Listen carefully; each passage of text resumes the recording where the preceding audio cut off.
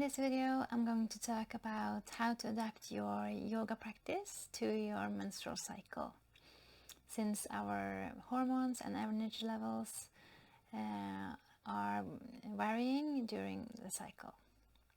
If you're new to the channel, I'm Hilde Kristin and I teach yoga with awareness on your energy levels, and we're taking account where you are in your feminine cycle or menstrual cycle. You can also find me on Instagram or at my webpage, and the links are down below in the description. I have talked about why it can be beneficial to track your cycle and adapt it to your activity levels in your life in this video, so make sure to check it out if you haven't seen it before. So starting in our inner winter phase or our menstrual phase, we need more rest and sleep, and it's a good time to go to focus inwards and reflect. So our yoga practice can be more gentle and nurturing, like restorative or yin yoga, and also meditation and yoga nidra is great practices to perform during this phase. It can be a good idea to avoid inversions with our hips elevated during this phase, and also strong closed twists and strong back bends.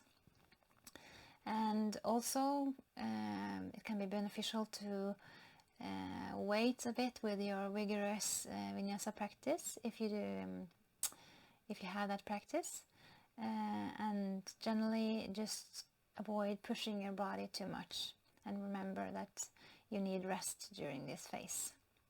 And then we go into inner spring phase, and this phase represents building of energy, and your yoga practice can also reflect this.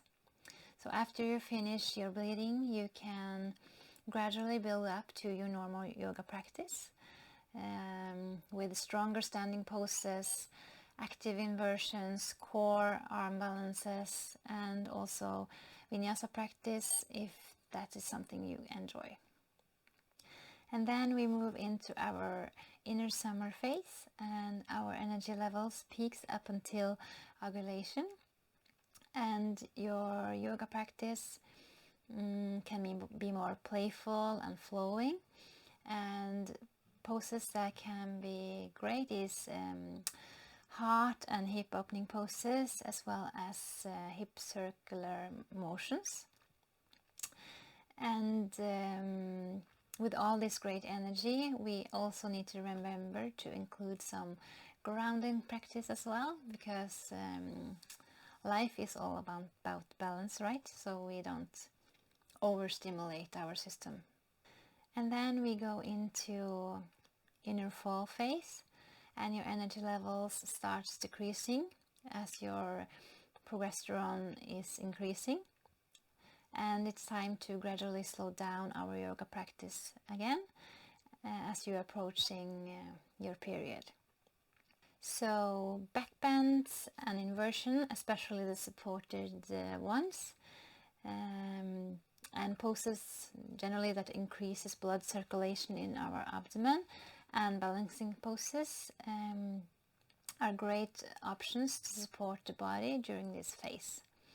And we are gradually transitioning over to more gentle yoga practice like restorative and yin yoga.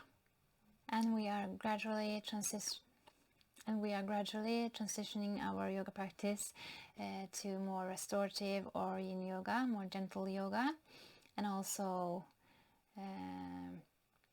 remembering that we need more rest and sleep as we are approaching our winter phase again.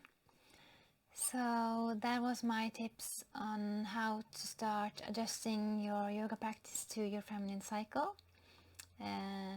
We are all different with different needs, and always remember that you know your body best. So go inwards, check in with yourself, how are you feeling, and adjust your practice and your life accordingly to that. And if you find this video interesting, please subscribe to my channel or like or comment down below.